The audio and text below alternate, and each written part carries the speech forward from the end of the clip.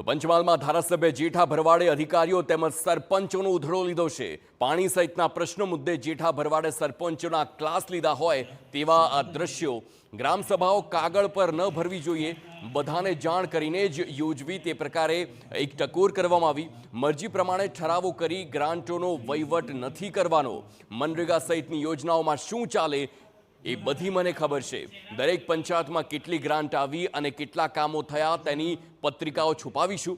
ખાનગી બેંકોમાં ખાતાઓ ખોલીને ભ્રષ્ટાચાર આચરવામાં આવે છે તે બંધ થાય। સમિતિઓ તમામ ગ્રાન્ટની ચકાસણી કરશે। અધિકારીઓ તેમની ભૂલ સુધારી અધૂરા કામો તાત્કાલિક પૂરા કરે તે પ્રકારની ટકોર।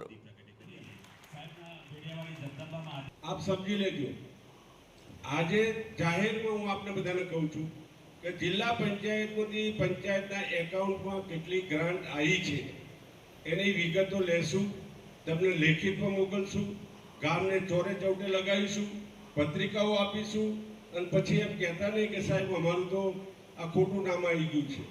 આવું ન બને એના માટે આજે બધાને આપણે વધારે નહીં પણ જન્મદિવસ છે એટલે તમને ટકોર કરું છું અને ટકોરના હિસાબે આપ બધા સમજદાર છો, સમજી જજો। જે કંઈ ચાલ્યું છે ચાલી ગયું, અત્યારે હવે નહીં ચાલે।